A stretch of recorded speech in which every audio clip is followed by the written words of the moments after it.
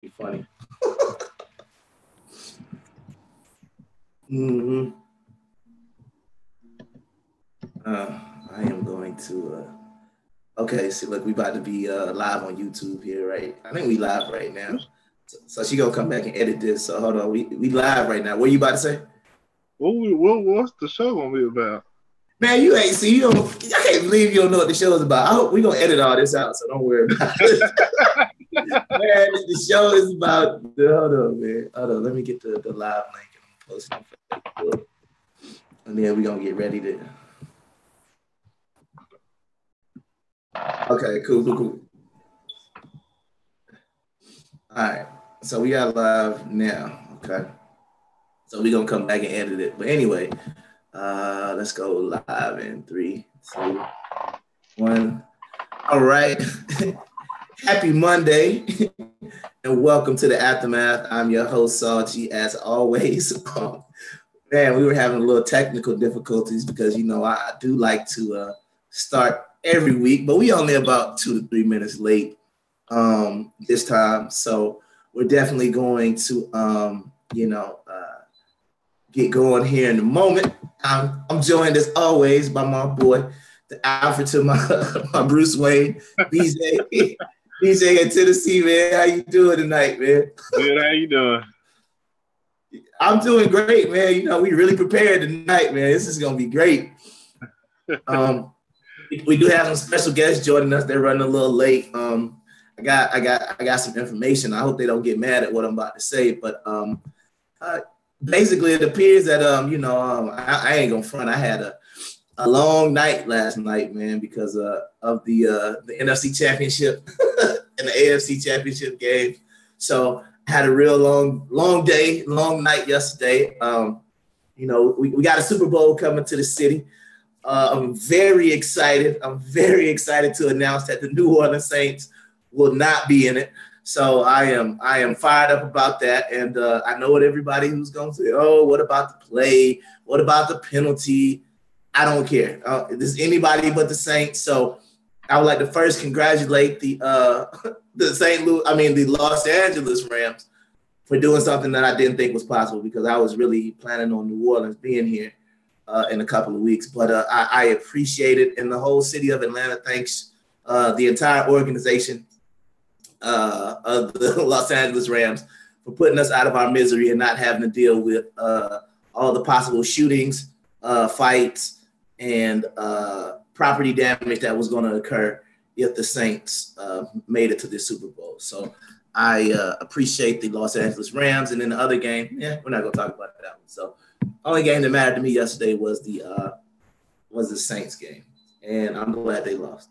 Did you take anything from the game yesterday, BJ? I didn't watch it.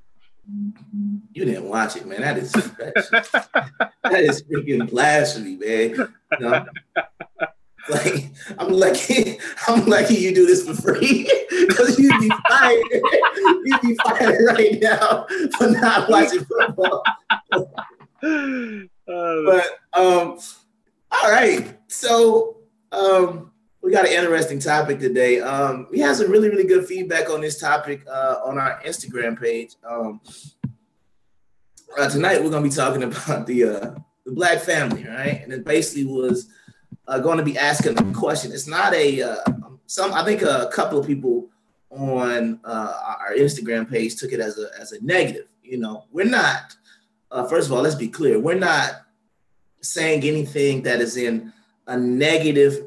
Well, it is negative, but we're not trying to say like there is something wrong with every Black family. I think sometimes when you start talking about certain aspects of the Black community, some people take a little bit of, they kind of take it personal. You know what I mean? Like, we're not here to criticize. We're just asking a hypothetical, well, not even a hypothetical question. We're just asking a question based on what we see historically. On our Instagram, we had a picture of, probably was from about the what do you think that picture was from? Probably about 1915, maybe. It was a long time ago. It had a Black man sitting down. His wife was standing up next to him. And then he had 4 kids. And I am believing that the assumption was that they were married. I didn't necessarily, now that I go back and look at the picture, I don't necessarily know if they had a ring on their finger, but we assumed that they were married. And I think what we have to start looking at is how is there a change that is developed over time? And with anything that we always look at, we always want to look at what happens when something statistically, even though it's kind of hard to like really get like actual stats, let's just go on the outside perception. Let's just go on the visual of the Black family, right? So let me ask you a question, BJ. I was going to ask, do you have grandparents? But I'm assuming you got here somehow. So, question, were your grandparents or are your grandparents still married? Both sides of my grandparents are gone. You said both of them are gone? Yeah, both sides. But my grandparents on my mother's side were married, and my grandparents on my dad's side were divorced. Okay, and how long do you remember how long the ones that were married? Do you know how long they were together? I was in 1930s, I think, probably. I don't know. 1930s, and then the one that actually got a divorce, do you know how long they were married before they got a divorce? Nope. How many years? Nope. Okay, so I'm assuming are you Huh? Go ahead. Were they divorced the whole time that you knew them, or were they like, I guess you kind of? So I think they were divorced the whole time I knew them. Okay. Well, my thing is this. Another question I'll ask you before we get started. Not before we get started, but let's just talk about maybe post Great Depression, right? What in your head, or what does the Black family look like to you at that point? It's probably more ununified. Okay, you believe it to be more unified. Okay. I think that I think that there are a lot of factors that go into what has happened to the Black family. One of them being Naomi. Naomi just texted me saying, "Is this ESPN?" Yes, it is. Thank you. We're gonna get Jason Whitlock on here, and we're gonna discuss sports one of these days when we make it. We're gonna get some sports people on here, so get ready for it. But I think the first thing we need to analyze is what was going on from a socioeconomic status, right? Like, I feel at that time, Black people were more or less poor. I would say that they were more like lower class was probably more common. I would think from a socioeconomic status that during that time period, if we go back 100 years or even 80 years for that matter, I feel like the perception was Black people were less well off than they are today, not as a group of people, but I would say that the overall perception of Blacks during that time would have been lower than middle class. I don't really think that the perception was that there were a lot of affluent Blacks. Would you agree with that? Yeah, I would. But what I also believe is that as a people and as a group, we were more connected and we were more together because of what happened with segregation, right? So I believe that because we were all segregated, then we all, basically we all were more connected because everything affected us equally and all the same. That makes sense, right? Yeah.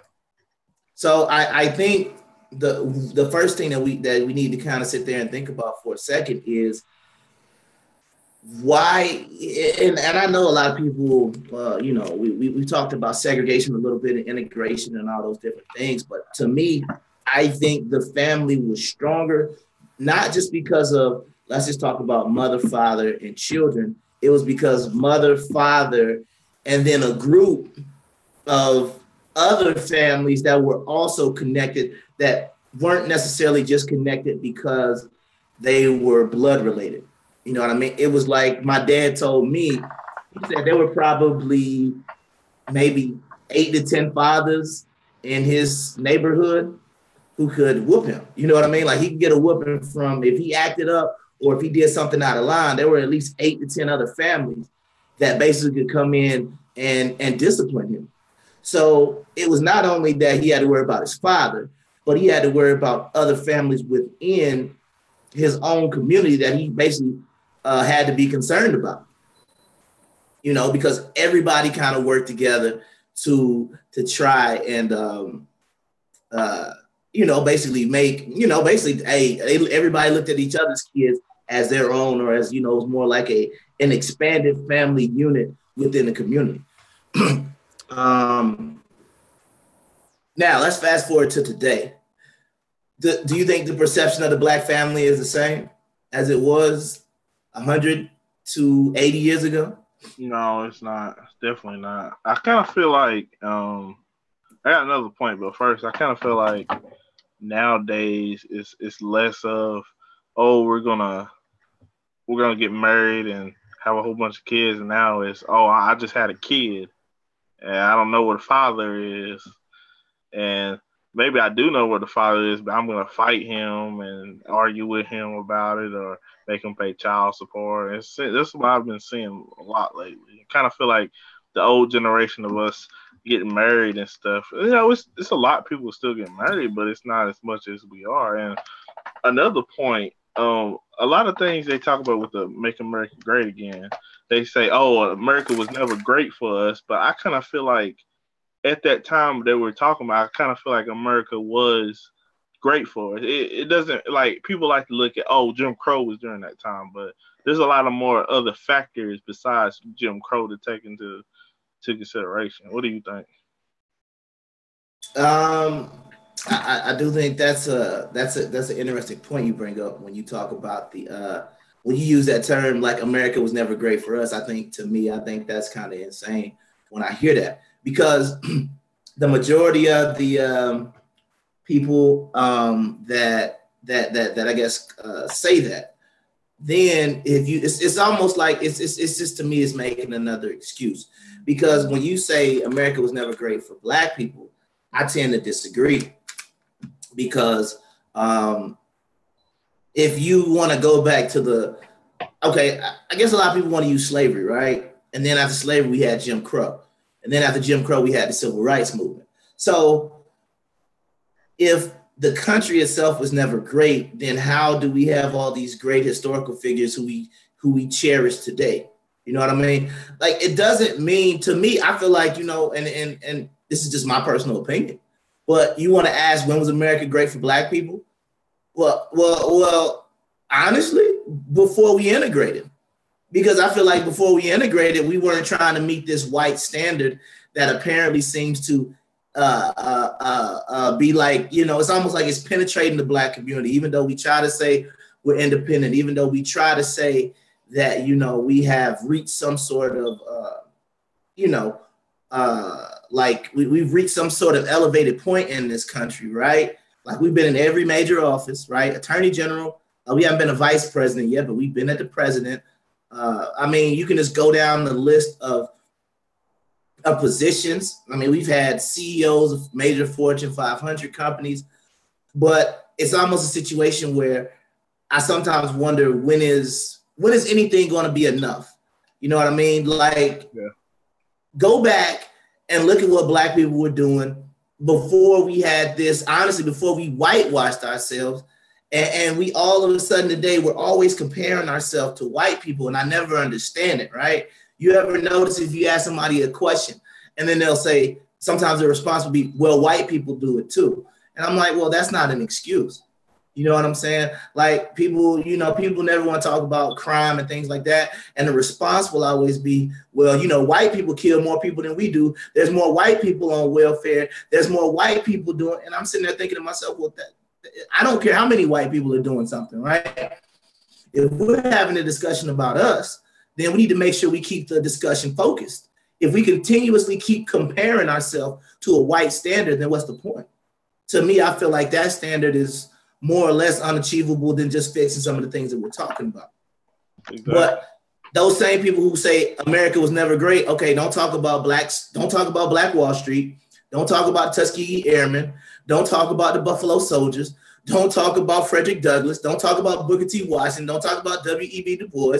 Don't talk about, I mean, I can keep going on and on and on. Don't talk about the Harlem Hellfighters from World War. Don't talk about any of these groups of people who we like to cherish today. When you say, when was America great? Well, damn, those guys were doing something pretty great at a time when this country didn't pay them any attention, at a time when this country really didn't even recognize us as equal citizens. But they still managed to do great things in this country. And our communities were fine. We were doing fine. We were doing fine in our colleges. We were going to school. We were being educated. We were getting married. We were having children. We were doing all these great things.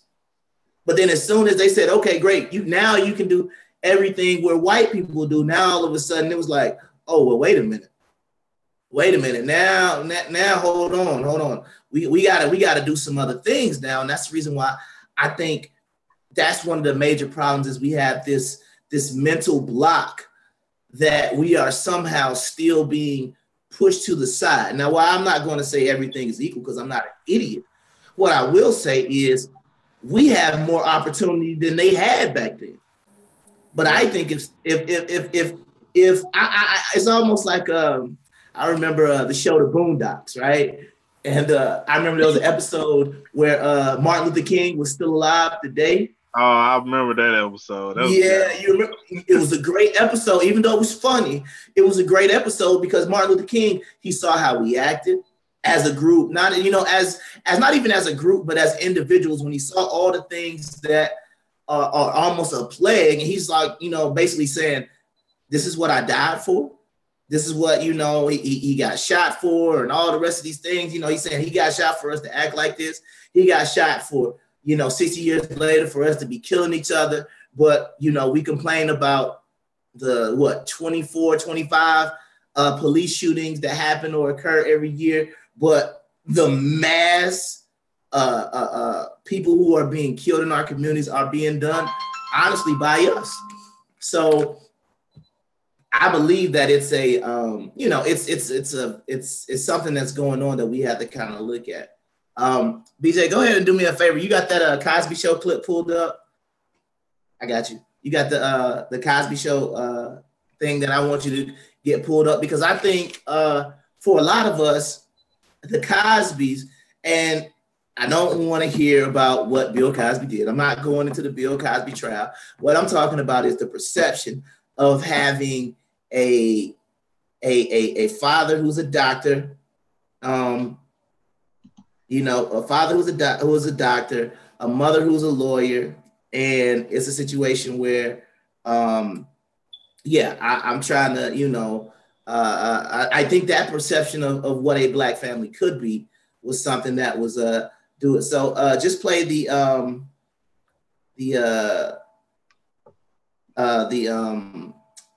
first one, yeah, and then just play that real quick. And I think that this was some of our first perceptions of a Black family.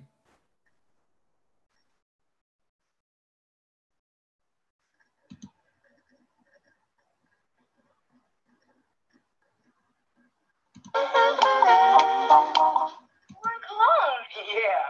Next time, put it on before you shower. Look, don't be here any minute. Just my shirt. That's right. Thanks. Hey. Did he overdo it on the cologne, or did I smell too hard? Come talk to me. Me? I'm a little nervous about the shirt. I need company. Okay?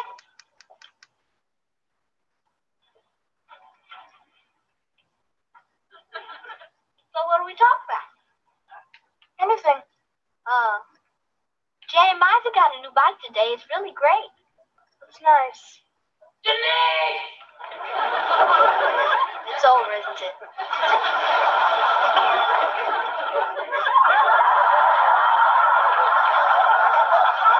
What is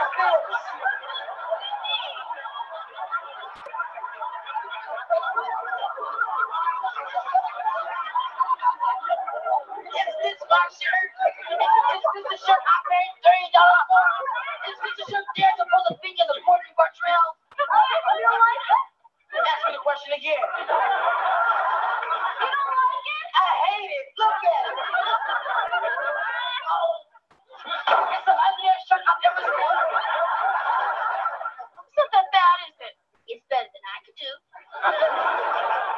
at these sleeves.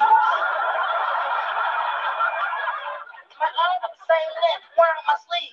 This collar's all crazy and it's inside is too big. Maybe you tucked it in a little more. It's tucked into my socks.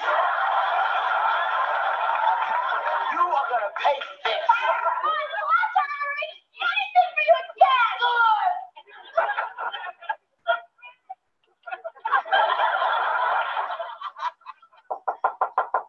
Where's it?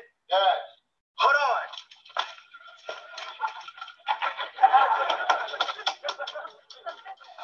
Okay, come in. Hey, what's happening, Dad?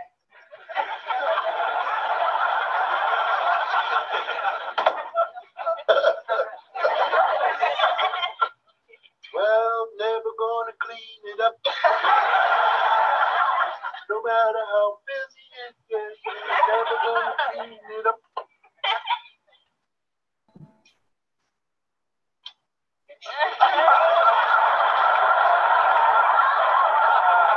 Son? Yeah, Dad. There's no music coming through the headset. You still bumping to what's left in your brain? Take the headset off, please. Now? Is there any reason why you shouldn't take them off now? No. Okay.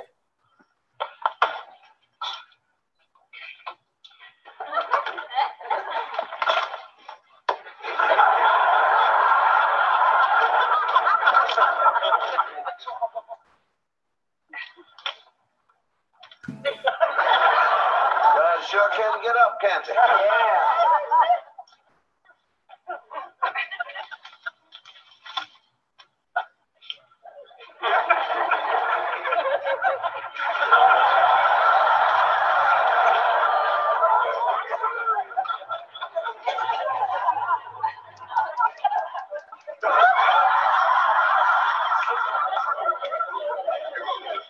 All right, you can stop it right there.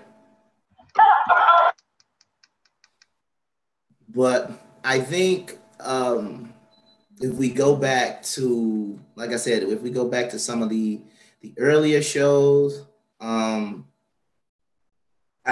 think that the perception that we have is different. You know, I think the perception of just even from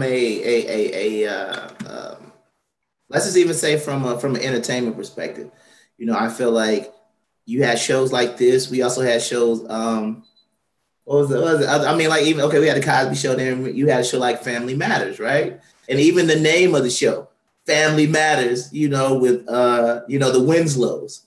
You know, I think that was to me, the Cosby Show was almost something that we kind of wanted to achieve. But I think the Winslows were more of an achievable family household. Do you agree? Yeah. Because I mean, what, the dad was a cop. What did the mom do? Do you remember? I don't even know. I have no idea what the mother. Okay. There's Miss Ebony. Yes. Okay. Good. There we go. We got somebody joining. She'll be on shortly. So. Good evening. Hold on, let me take you off a mute here. Hey, Miss Ebony, how are you doing? I'm doing all right. How are you? We're good. Sorry about the technical difficulties that we're experiencing here, but it's yeah. No. It's no problem. You know, I told you I was gonna hold it down till you were able to pop up. Oh yes, so, I appreciate it. Yeah, no problem. We've just been watching the Cosby Show, waiting on you to get here, so it's all good. So it's no problem. But just to kind of, I guess, catch you up to what we were kind of discussing. I don't know if you're able to hear it. We were basically saying the first thing that we're looking at was like the socioeconomic status of where Black people were, basically 100 years ago, or if we want to talk about post-Reconstruction from about World War I up to about the Civil Rights Movement.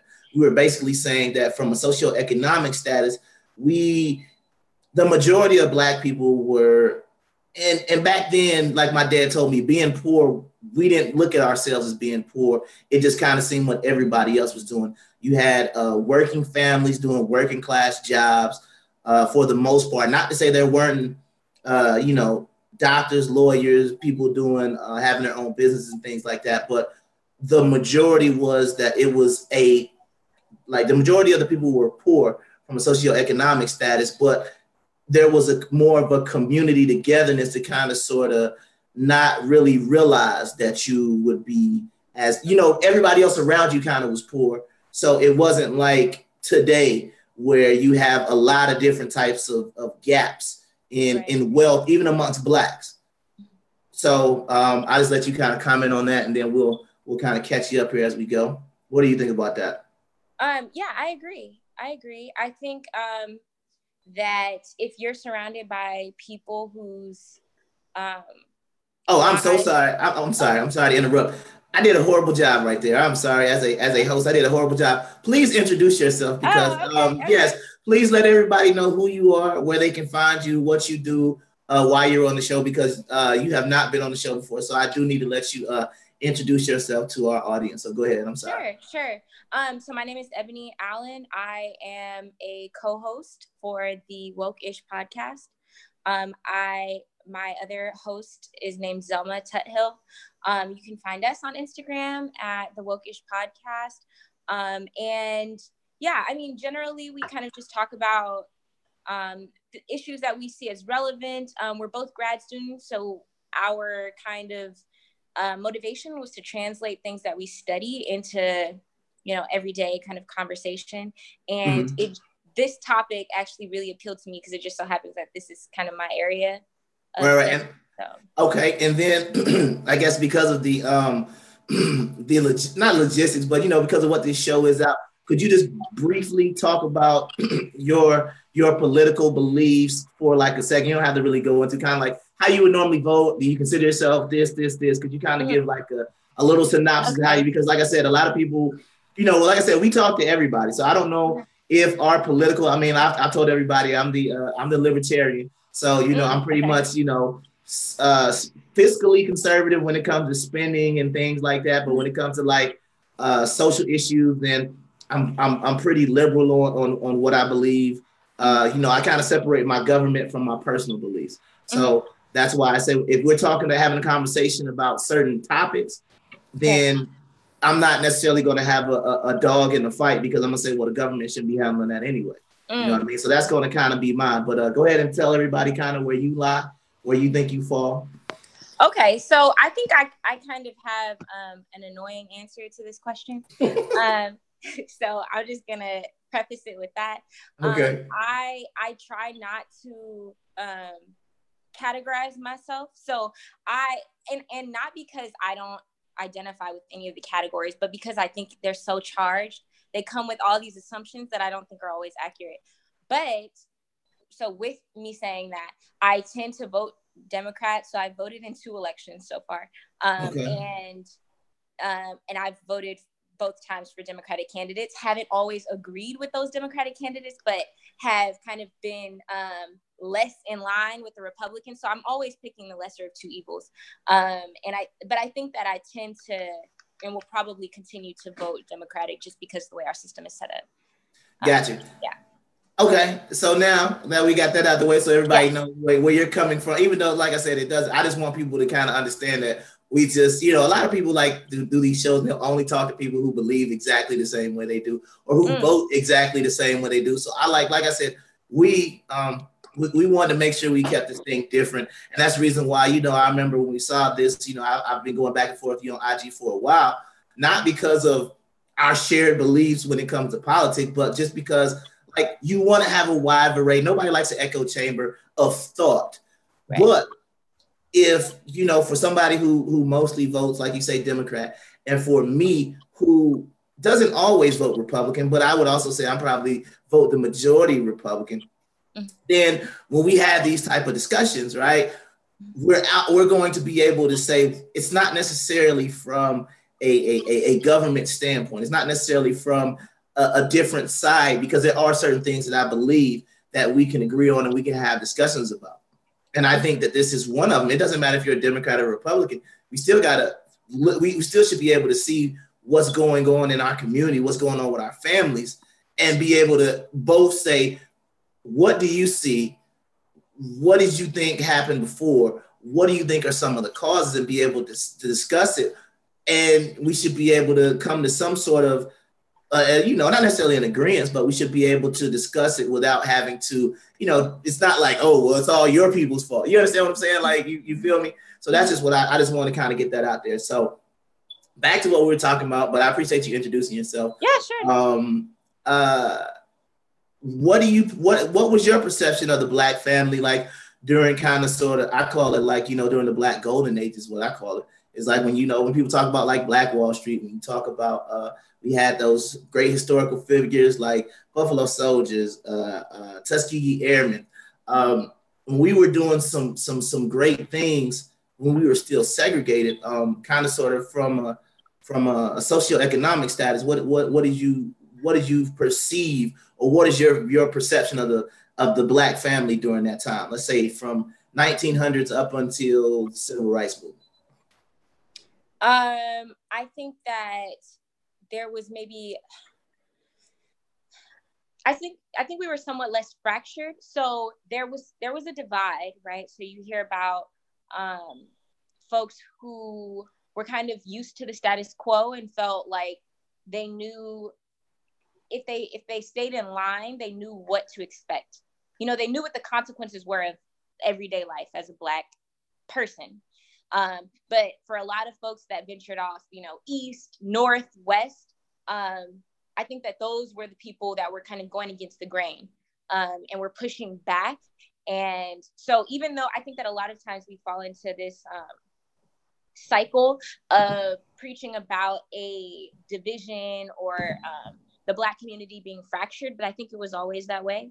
I think that maybe there was more cohesion among the fractures. So rather than having like, groups of Black people that thought 5 different ways, we just had 2. It was either, being anti and going against, or kind of going with the flow.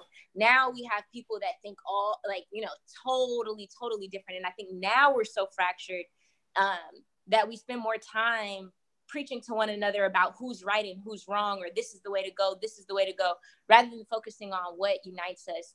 And I think those to me may be the most prominent differences. So I think that, I think that also we were kind of more bound to like religious beliefs. And so I think that is one thing that really drove a lot of decision making. So not making a comment about whether that was right or wrong, but I think that was kind of the common thread, that the church united everybody. And so we were, there was this like common thinking about how you should live, how you should raise a family, how you should conduct yourself in public, the way that women should be raised, the way that men should be raised, and the roles, like gender roles and things like that. Like we were I think we were working with the same kind of definition back then. As far as those things were concerned. I was, that was going to be something that we were going to talk about in a second, but I would tend to agree with what you're saying when you talk about we were fractured. But the thing was, what I say is one thing that and I think that it's a big factor from back then, because I like to talk about segregation.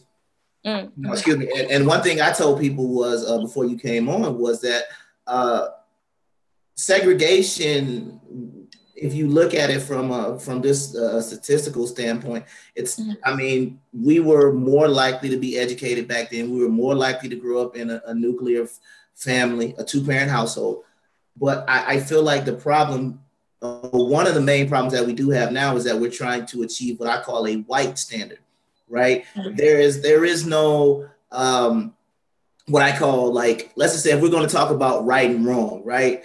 It's not necessarily always just like that simple of something being right and wrong. It's some people's responses will sometimes be, well, white people do it too. Or, you know, if we're talking about any type of issue that we might see within our community, it'll be, well, more white people do this, or, you know, well, white people do this, and it's just like, to me, why can't we just discuss the issue without making that kind of sort of comparison? So I think another thing that, like you said, which we're going to talk about now, is gender roles. and the church and religion. And I feel like, to me, those were two of the more prominent things that were going on back then. Everybody, the Black community at that point in time, to me, was a more, for all intents and purposes, a more religious people as a whole, right? And I think that back then, we had very, very defined gender roles. You know, like, I feel like if you talk to your grandparents, if they're still alive, or if you had a chance to talk to them, if you listen to kind of how the older generation talks, it's completely different. You know, I talked to my grandma and I asked my grandma, I said, "How long did you date my grandfather?" She said, she's like, "Baby, what are you talking about? I didn't date. What is that?" She had no idea, you know, and I'm like, going steady.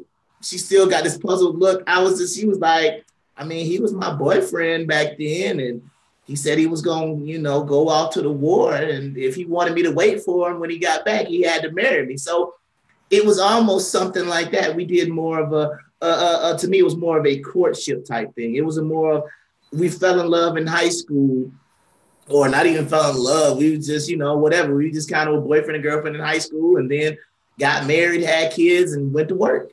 And I think we have definitely strayed away from that. The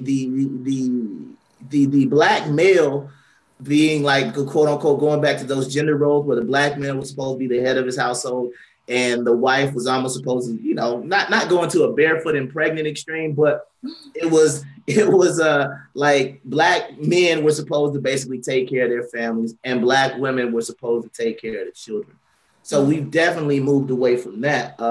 I'll let you just, what are your thoughts on where we're at as far as gender roles are concerned in, like, now? Okay, so where are we now? Yeah, well, yeah, or you can even go back and start there and then come to now. But yeah, well, actually, I want to get your opinion on what do you think it. Well, do you agree with what I was saying about the gender? Or go ahead and talk about what you think about the role that religion and gender roles played in the family. Oh, okay. So I think that there were more similarities, like, from household to household. There was, like, you could marry someone and y'all would be on the same page about what a husband should be and what a husband should do and what a wife should be and what a wife should do. We talk a lot about how people are on different pages, about what their roles are, whether a husband is the protector and the provider and the wife is the nurturer, it takes care of the home and rears the children.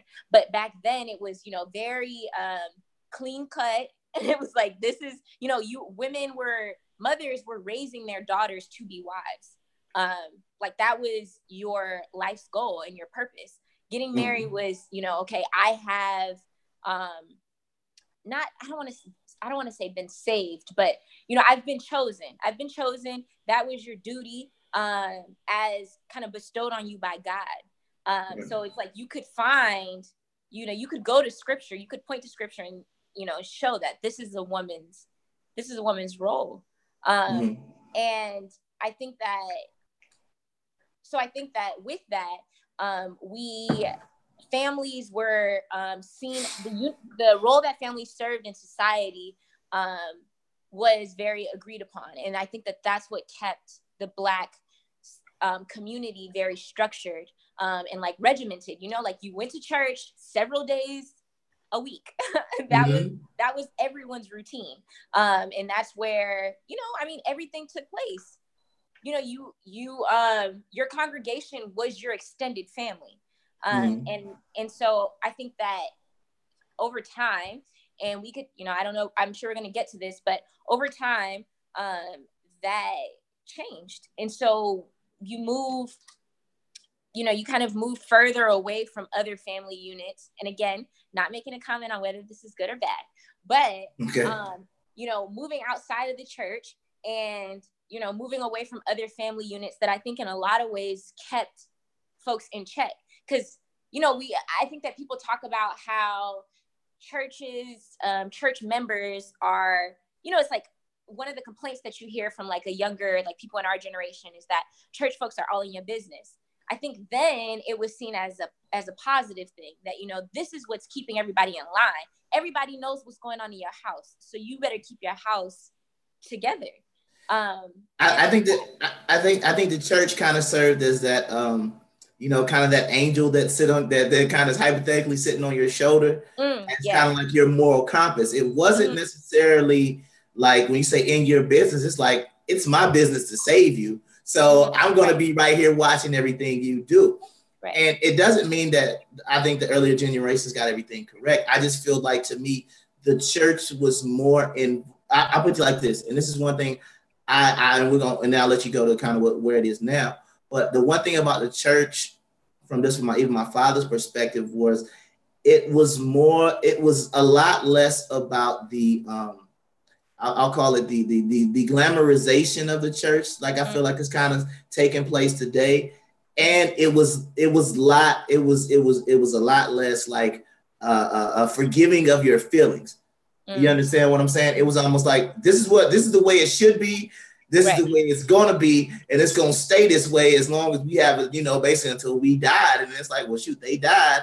And then the new people came up and then were like, you know, well, let's be more welcoming to everybody. And let's not just be like this abrasive group, because, you know, for a while Christians were getting kind of a bad rep. And I think that for some churches, they have strayed further to be more inclusive they have more of an inclusive message, when before it was like, this is the right thing, period. It doesn't change. This is what the Bible says. This, there is basically no argument to be had.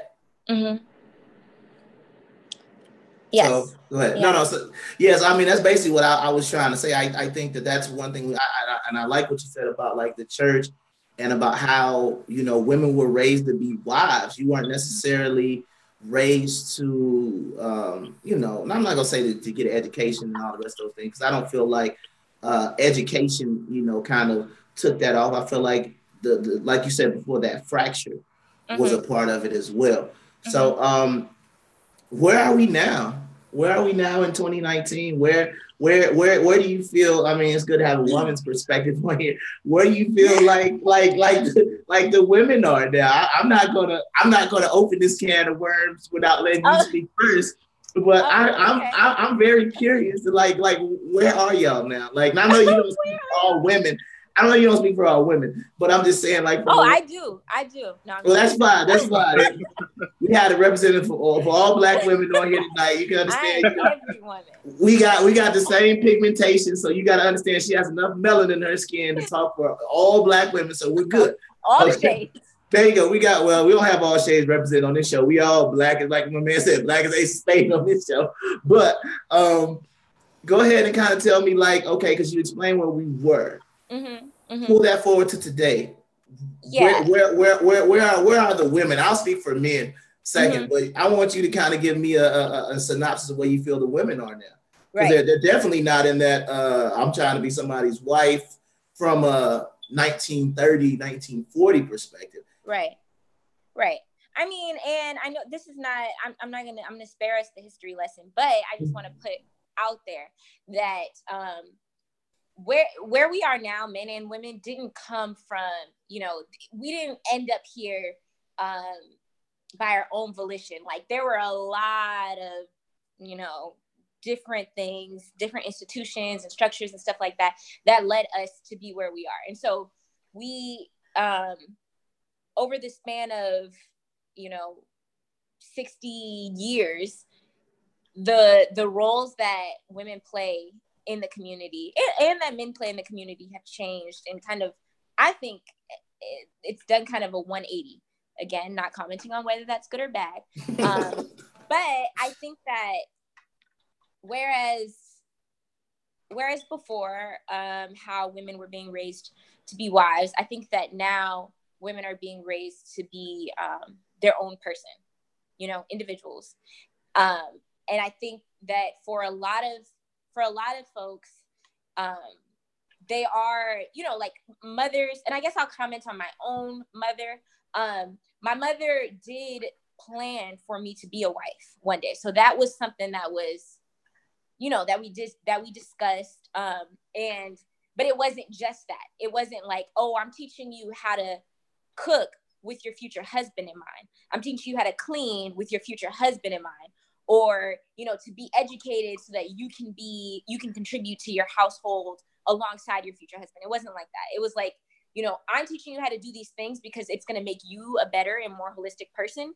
And then you will be that much better a wife. Well, an individual in society, a woman in society, but a wife.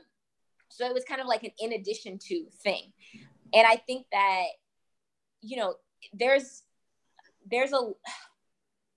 trying not to say anything like super crazy, like that sounds super crazy. But I think that a lot of that. Be super crazy. It's fine. There's a lot of variation depending on what kind of household you come from. And that is, and I will comment on that being an unfortunate reality for a lot of us today, that a lot of us are not raised in 2-parent households. And not to say that because you aren't raised in a 2-parent household, you cannot be an awesome wife and an awesome husband and all of that. But it's that may not be core to, were you? Was I? Yes. Yeah. Okay. But I think that, my mom was definitely one of those mothers that was like very independent, raised me and my sister to be that way. So it wasn't like I'm a wife, so I'm rearing you to be a wife, but it's that, this is the kind of family structure you're growing up in. And I would say that I've seen enough faulty marriages to not want that. Right. But, growing up in that household and kind of having that in the back of my mind that even with my parents' faults, like I want to do this and maybe potentially make it better, or do as best that I can, But so with that, I think that if you come from a household where, your parents are not married, that may not be at the forefront of their mind. Not to say that that is a negative thing, but it's just that if we think about averages, right? If you think about what an individual can teach you, like even me, if I want my child to be a physician and I'm not a physician, it might be hard for me to tell them how to be that. Maybe I can point them in that direction, but it might be hard. And so I think that different from a lot of other communities, we don't have a lot of marriage. And I can say that for fact that Black people have the lowest marriage rates of any racial group. And Black women have the lowest marriage rates of any group, men or women across race, and I think that when it comes to like passing things down generation to generation, you are focused on the things that you think a person needs to survive. Like if you're raising your child, not on the thing that society says is supposed to be important. Like we had high marriage rates 80 years ago, and that didn't necessarily help us. From a lot of people's perspective. And so it's like, that may not be as critical as education or as, telling your daughter to go out and make money kind of thing. Well, I would kind of look at it from before I kind of get the state of the union address of Black men. But I think that there is some can be said to what you say when you say that it didn't help us. The one thing I would say is not even the majority, but like all the things that happened were when those statistics were good, when that family was a core unit. So when we kind of sort of got our civil rights and we kind of started to progress in the post-slavery movement, the majority or the vast majority of the children being brought up, the vast majority of those people were not in they were in, the Black nuclear family was intact. Now, go ahead. Well, I mean, because so this I think contributes a lot to both the state of Black men and women. But if we talk about the war on drugs, racial, mass incarceration, we talk about the way, welfare and government restrictions around that, and not being able to have a Black man in your household. All of these things contribute to the absence of Black men and women kind of, I think, feeling being forced into independence before they chose it. You think, wait, hold on. Yeah, I was gonna say those are some of those institutions you were talking about, right? Yeah. But what I was saying was I wasn't saying that I wasn't, the only thing I was saying was that when we start to make our kind of rise in this country, if you will, or just a rise of civil rights, what I'm saying is the people fighting for civil rights, the majority of them are like, you know, I mean, they came from father, mother household. Like, if you, I mean, it's Martin Luther King Day, right?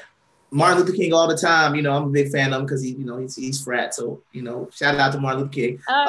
Yeah. It's a situation for me where it's like, if you know his story, you know the story where he talks about how important his father was, how important it was for his father to be the example of the man that he was supposed to be, because he was Martin Luther King Jr. He talks about Martin Luther King Sr. being vital. I heard Steve Harvey this morning talk about how important his father is. And if you listen to Steve Harvey talk, he always talks about how vital his father was to him and there's things like that. But these, like I said, kind of sort of these people who are not necessarily in our age realm, because there's a gap there. But the people in their 60s and 70s who kind of sort of paved the way for us, the people who we like to go back and talk about, those are the only people I am referring to when I talk about like the people who started kind of being those people that are paving the way for us today. They weren't really being raised like in those I mean, basically like the single parent households, like during the time frame that we were talking about before. I get what you're saying about some of those institutions that kind of maybe have placed Black women more or less in the position that they're in now. But I would say that while I'm not putting it all, like we've discussed other factors as well, I'm not putting everything was on the Black family, but I do feel like at the core of everything, or at the core of a lot of the issues, especially that we have today, I have to point to the Black family, because I also was a teacher in public school for 4 years. And honestly, when we would have parent-teacher conferences with an air quote, a child who was having issues or whatever the case may be, and about 90% of the people who would come in would either be single mother, single grandmother, sometimes single grandfather, single uncle. You rarely got, you know, hey, mother, father in a parent-teacher conference to sit down and talk to you about, you know, issues. I was also a basketball coach, right? The majority, I can go back and name, I want to say maybe I had about 4 or 5 fathers on the team. We're talking about a football team of 52 kids. And you're only telling me that I've got 40 teen moms, but I've only got like 16 dads. You see what I'm saying? And it was completely different from, you know, more or less what I think that I saw in high school, because I feel like it was more common even when I was in high school. But what I'm saying is, to me, I just feel like it's trending downward. I know you talked about the rate of that Black women are the lowest married group of people. And I think some factors go into that. There are some external forces, some of which you named, but I think that it is the upbringing also, because I know how I intend on having my family is based on what I saw. Right. And I had the quote unquote, the Cosby Show upbringing. You know what I mean? My dad was a doctor. My mom, you could say she worked, but not really. My mom was the one who, you know, basically kept the house together. You know what I mean? My mom was the one who cooked every day. My mom was the one who cleaned. My mom was the one who told me to, you know, divide my lights and darks so she could wash my clothes and fold and do all these type of things. You know what I'm saying? Like, this is how my mom was, how my mom still is, you know. My mom will still do the same thing today. When she comes over, you know, she'll say, oh, she needs to wash clothes. What do you think she's going to do? She goes in my room, she gets my dirty clothes, she makes up my bed, she takes the sheets off my bed to wash those. If there's some dishes in the sink, she washes those and she cleans those. But that's the type of mom that I was raised with.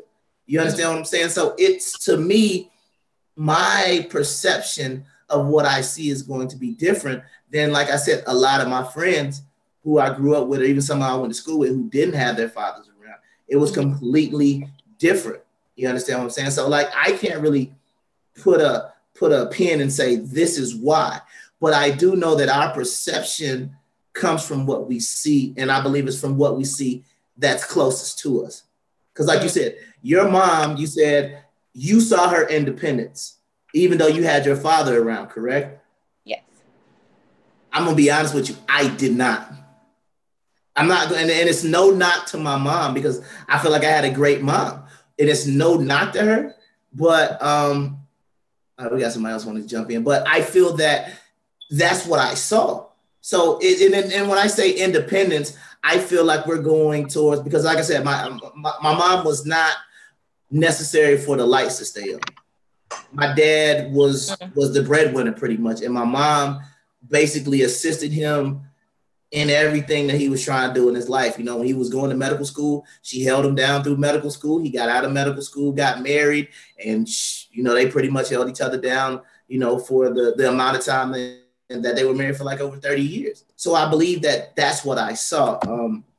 I think that that's kind of sort of one of the things that was going on. But go ahead. I'll let you kind of respond to what I was talking about, because that's just one of the things that I think your first impression is always going to be your parents. Right, and if you see it in your parents, then you want to emulate it. Like for me, and that's just me. My focus when I get married is to make sure I'm an example in my household and make sure that honestly, like I'm the bread. Not necessarily. It don't mean I have to make the most money, but what I'm saying is I have to work. I have to try to take care of my family the best I can. And you know, I'm more or less for that kind of old fashioned structure.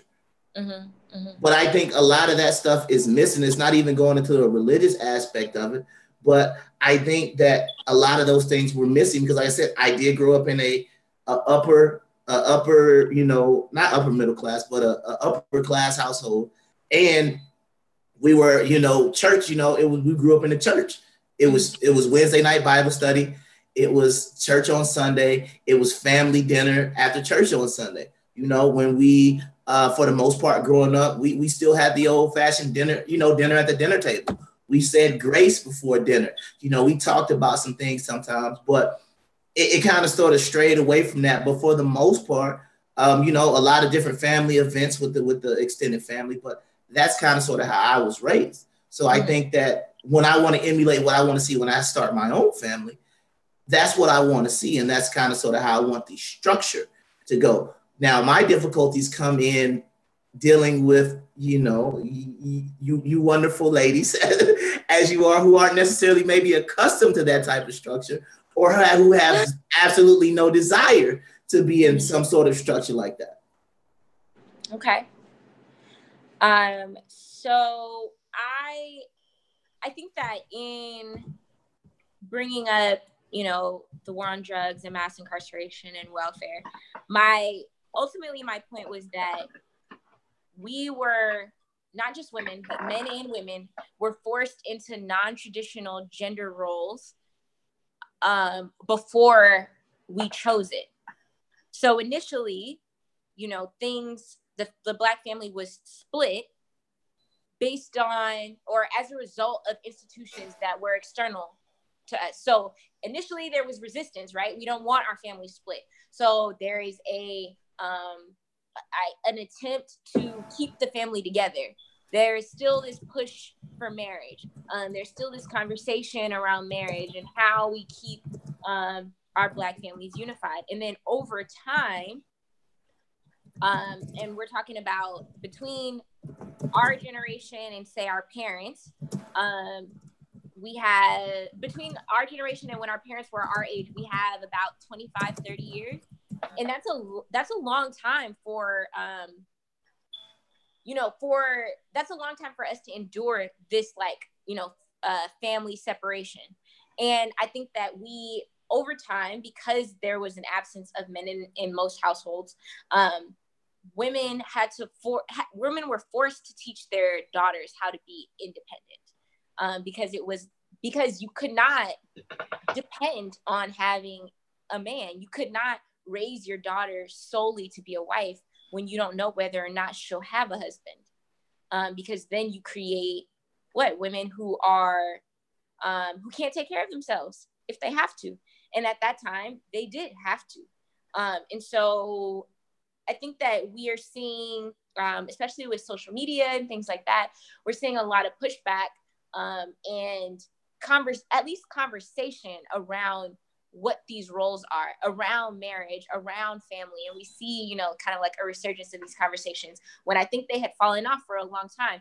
There was a lot. I mean, if you think back to early 2000s and you think about think like a lady, act like a man, it's like, or act like a lady. Wait, what is it? Think like a man. Whatever. Yeah, I know what you're talking about, and I completely disagree with it. But go ahead. Yeah. So if you think about, Steve, I think it was act like a lady, think like a man. Okay. Yes. Mm-hmm. Yes. You think about those books and movies, and he wasn't the first person to kind of come, to be having this conversation. He was joining a conversation that was already happening, where women were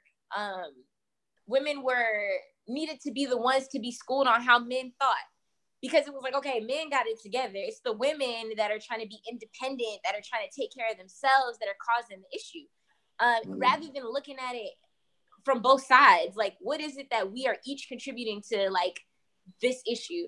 And so rather than faulting women for being independent, we should have been having a more open conversation and dialogue around what we were misunderstanding from both sides, like on both sides. Well, what I'll say is, I get you. I'm going to say, I don't think that, and I know we're going to go a little longer because normally we like to keep the show to an hour, but like I said, because of technical difficulties, we're going to go. Sorry about that. No, it wasn't your fault. It wasn't your fault. We're gonna blame the system here. So I think, and this is just once again one man's opinion. I don't believe that we fought you for the independence. I believe we fought you for wearing a shirt and a hat about it and singing a song about it. I think that's where the faulting comes in, because it's not unless, it's almost like it's like a situation for me where I felt like it became a big movement. You know what I mean? Like, it was huge. It's like, let's show men how strong we are. You know what I mean? Let's wear it like a banner on our chest and put this, I don't know which superhero you prefer, Wonder Woman or Supergirl or whoever that, you want to kind of wear this banner of. And I think men, for the most part, were like, well, wait a minute now, let's have a discussion here before, before y'all just go ahead and exclaim your independence. Let's wait a minute now. Let's talk about this. We need to do this together. Don't leave us behind. And I feel like that's almost kind of sort of where we find ourselves now. And I would say, as from a male perspective, it is seen as it's almost like it's like the man who says, I take care of all my kids. And it's like, that's what you're supposed to do. You know what I mean? Like, you don't get bonus points for doing something that you're supposed to do, or at least from my perspective, or like I said, how I was raised, a man who has kids is supposed to take care of those kids. There's no if and buts about it. A man who does not take care of his kids, as far as I was concerned when I was raised, is not a man at all. Because, like, any man who doesn't take care of his kids, like, that's not a man. Like, that's what my dad taught me. My dad taught me, if you get a girl pregnant, you need to get a job and you need to take care of your family, period. There was, he was like, marry her, get a job, and do what you got to do. Like, that's how I was raised. And I think, like, a lot of that is definitely not going on these days. But I'm not saying that how I was raised was better or right. I'm just saying my overall outlook on life and my perspective is based on how I was raised. So if I was raised in a traditional family who thought traditional ways, who, told us about abstinence and all these other different things since we was growing up, it was a situation for me where, that's how my outlook is going to be in 2018. I can't have as much as a progressive look on things as sometimes I would like to, because I'm still concrete in my ways. You know what I'm saying? And I think for me and a lot of the guys that I talk to, I think that's kind of, I don't want to say the problem, but that's the issue being taken with, as you say, kind of all those factors that pushed us towards to push women and men to kind of start to separate from each other. I think that might have been one of the things that we looked at, kind of like, well, wait a minute now, before you go off exclaiming all these things, can we just, it's almost like, can we negotiate before y'all go and be independent and y'all, start saying you don't need us and all the rest of stuff. And we still want to feel needed. You know what I mean? Like, it's not a bad thing to want, because we have no problem saying we need y'all. But then if we flip it, it's kind of like, oh, you don't? Huh? You don't? No. Well, so no. Go ahead. Question. Okay, go ahead. Okay, so because if you recall, at around the same time that these conversations about independent women and bashing independent women were happening, there were also conversations at the same exact time happening about gold diggers. And so women were kind of being pushed from both sides, you know, and it's like, these are two sides of the same coin. So the opposite of being independent is dependent, right? But then if you're dependent on a man, you're a gold digger. So which of those, and granted, I feel like there were probably two different groups of men, you know, making these arguments, but there are also different kinds of women, but women were not given that credit. You know, it was like, oh, y'all are all independent. Y'all are all pro-woman. Y'all are all gold diggers. And it's like, you can't be all those things at the same time. Okay, I'll answer your question. Number one, and this is just, like I said, this is one man's opinion. I've already given my background. So like I said, my opinion is going to be biased. In my opinion, in a proper marriage, and I'm gonna let Armand chime in on this as well. A wife, okay, a wife in the proper marriage cannot be a gold digger if she's saying she's dependent on her husband for everything. If the wife does not work, if the wife just says she's dependent on her man to take care of her, right? Because we've also had these new type of relationships that have spawned out from this type of kind of gold diggerish relationship, like your sugar daddies and things like that have kind of popped out, right? You know, we're not really in a traditional relationship, but for example, I can date a woman, quote unquote, out of my league if I will take care of her, if I have the finances to take care of her. Now, if you want to call that gold digging, then I would say yes, it is. Gold digging to me is from a perspective where money becomes the number one priority. Because first of all, the gold digging mentality to me was not necessarily for famous, but it was almost saying, what type of job do you have? How much money do you make? What's your credit score? What type of social circle do you hang around? So for me, the gold digging part of being dependent is, to me, a woman who is dependent on her husband. She's dependent upon him to be a provider. Now, what you consider a lifestyle that is providing and sustainable for you and your own personal mentality is completely different. That's the reason why I say I separate the gold diggers from a woman who is dependent on a man. A woman who is dependent on a man does not need to have a man with a lot of money. Like, she's dependent on that man saying, hey, look, I accept what you do. I accept what you make. And I'm completely fine with, you know, taking the other side of things because you got to work, versus the woman who says, let me find the man with the most amount of money and let me see what I can get out of him. To me, those two are separate. What about not the most amount of money, but enough money that he can take care of two people and a family? Now, that's the question. And that once again goes back to it. It goes by your own definition of what you feel that should be, right? Because like I said, I was a teacher for 6 years. I made 40, 50 grand a year. Most women are going to look at that 40 and 50 grand and say, you know what? You're cute, but your income ain't cute. You understand what I'm saying? That income is not where I see my family and myself being raised on. So with that being said, either A, I need to walk back my paternal instincts that my dad taught me, or I need to move into a more progressive husband role or a more progressive boyfriend role, or I can say, well, what I do and what I make is good enough for somebody. It might not be good for woman A or woman B. You see what I'm saying? So that's the reason why, like, that the amount that we're speaking of is always going to be negotiable, because it depends on what the woman feels or how she perceives her life or what she feels she wants to add into it. I'm gonna let Armand come in real quick, and then I'll see if you have something else. But Armand, you there? Hold on. Let me see if I got you on mute here. Oh, wait, hold on. Yeah, Armand. Anytime you're ready there, bro. Okay. All right. Well, cool. We'll wait for Armand to chime in. But did I answer your question? He's asking if we can hear him. No, we can't. I can't hear you, Armand. If you're talking, we can't hear you yet, and you're not muted. So yeah, I don't know what's going on. Hold on, let me see. Oh. Yeah, I don't know if your mic's not working, but yeah, we don't have any. Okay.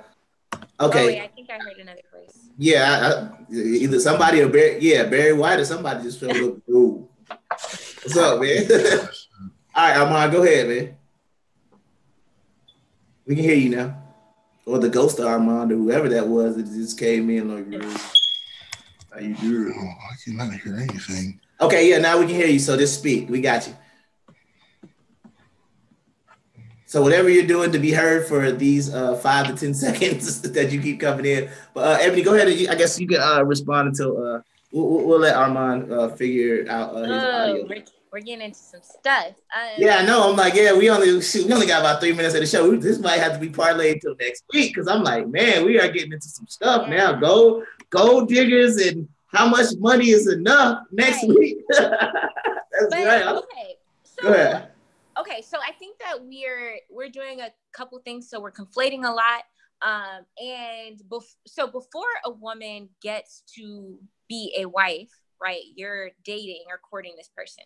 Mm-hmm. So you have to men and women have to get past the dating phase, have to get past I'm evaluating and judging you and whether or not you are a gold digger or not, an independent person or not, a provider or not. You have to get through those phases before you get to marriage.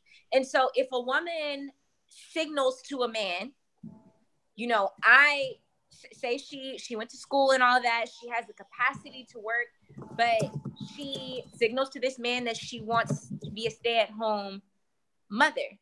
Mm-hmm. Which means that he would be the breadwinner and he would be taking care of the family.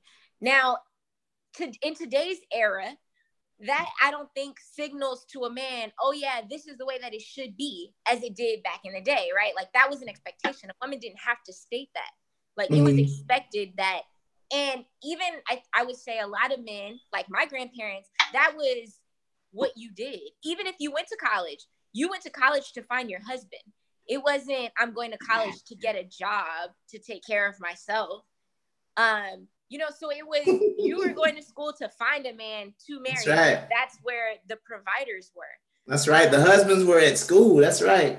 Yes. Right. And so I think that now a lot of the things that have to be stated, because if you're going to be a stay-at-home mother, that's unusual. That's going against the grain.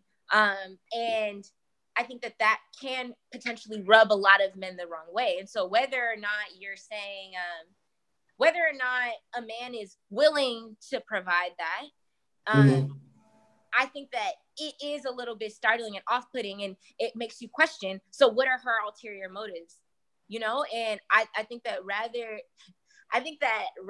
than recognizing that we're all talking about the same thing.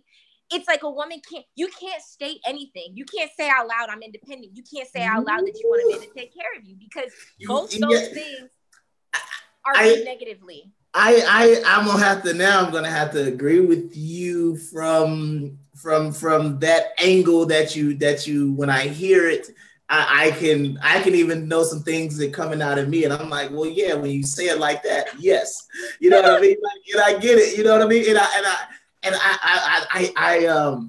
gosh, man, like I said, I think we're gonna have to probably do this offline, because like I said, I don't know what's going on with on my man's audio, but like now we're getting into some good stuff, and I'm hating that it's coming here right at the end. But like I said, I would love to come back on and discuss like gender, because we were like, now we're on gender roles and marriage and the roles that we should not necessarily say should, because I don't believe should exist. You understand what I'm saying? What I believe is what works for you and your household. I'm not here to comment on what other people do. I'm only here to comment on what I plan on doing with my family, what I'm looking for, those different types of things, because every house, the one thing we got to do understand, and that's even though we are affected as a group, I also feel that we are also individuals, and what works for me probably won't work for a lot of people. What works for some women won't work for some men. You understand? I mean, it's a lot of different things, but I totally agree with what you're saying. If a woman came up to me, and that once again goes back to the being chosen, right? Because I think that's the thing, and I'm gonna say this from for Black men. I feel like that even though the lion actually, after watching National Geographic, is a terrible example to use as a strong male figure, but that, because like they don't even really hunt, so it's like, yeah, the women pretty much do everything, and then like, yeah, lions disappoint me. But anyway, not to go on no National Geographic tangent, but I feel like that is something that Black men, we have definitely dropped the ball on. We have stopped choosing our women, and we have stopped being that savage lion that tells his that tells the pride, hey, look, I got the hunting.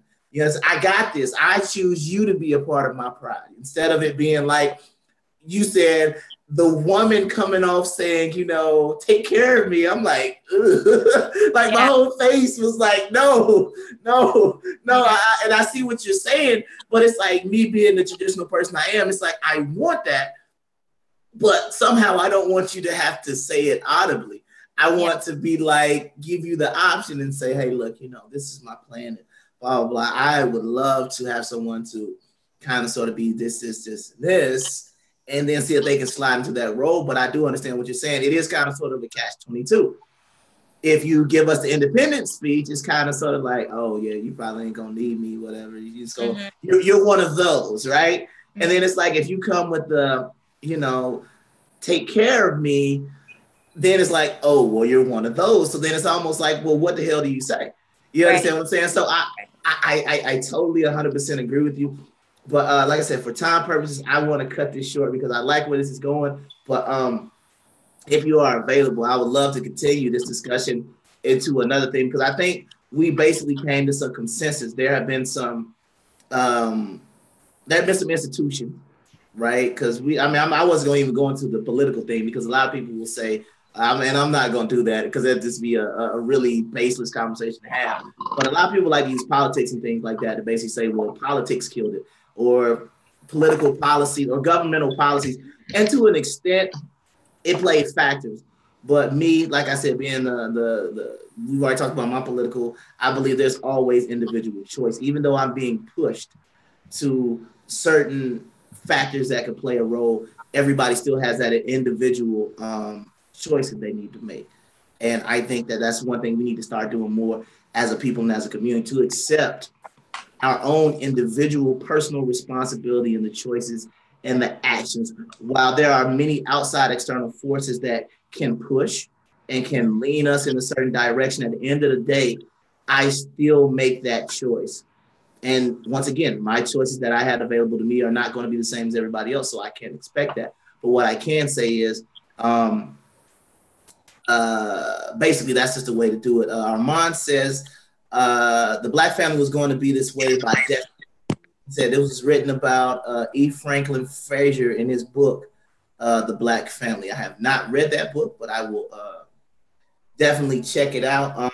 So what we're going to do is, I'm not going to announce. I'm going to talk to Miss Evie and the Wokish podcast. First of all, I'd like to thank her for joining us tonight for this this good discussion. I hope we created an environment where you feel welcome to come back, because like I said, we don't worry about agreeing. We just want to have a good discussion. And I felt like it was getting very, very good once we start talking, because I think what you were trying to say is, and you almost got me at a good, you brought up a great point. Like, I didn't see it like that. So Black women, we might be able to come to the negotiating table and try to, work up a nice contract that we can pass along through the community and say, okay, look, how do we get this done? Because I think communication is very important. So I would like to thank you for coming on tonight. Yeah, thank you. I hate Armand. My boy couldn't, I don't know what's going on. We're going to fix his mic by next week if he's going to come back. But like I said, I would love to have you back on so we can go deeper into it. Because like I said, in 2019, I'm not just doing shutdown. I'm not just doing, we're not doing Trump. We're not doing all these things. That there are so many topics and, things that we can talk about in 2019 that we can have conversation with people. And this just proves that it doesn't matter how you vote It matters how you talk to people. As long as a general respect is given, conversation can be had no matter, which convention you decide to go or which box you decide to check. As long as there's a mutual respect extended, I can't just say, oh, well, you vote Democrat, you know what? Boop, goodbye. You know what I mean? It can't be that way. And I would hope you would do the same. Oh, he ain't saying nothing that I can. It's not about all that. It's just about having a respectful conversation and being able to, like I said, come together, have a discussion. It doesn't matter how you vote, just being able to, basically just be able to speak on these issues that cause us confusion, that cause us, a little bit of heartache from time to time when you're sitting there looking, when you walk outside in your community and you look at, the people and you're like, what the hell happened? You know what I'm saying? How did, where are we going? And is it getting better or is it getting worse? So as always, I'd like to thank the man behind the scenes, my Alfred to my Bruce Wayne, BJ from Tennessee, always holding me down, even though there was a little, slight miscommunication. But like I said, I blame the playoffs yesterday. It was, I blame all of that. So we will be back next week at 8 p.m. sharp next week, and we will hopefully be able to work out all these technical difficulties in 2019 and be able to give you a good show next week. And until then, this has been Aftermath with Saul G. I was joined tonight by Ebony from the Wokest Podcast. You can find her on Instagram at the Wokest Podcast, Armand Dixon, and BJ from Tennessee. So I'm going to go ahead and stop the live feed, and everybody be blessed.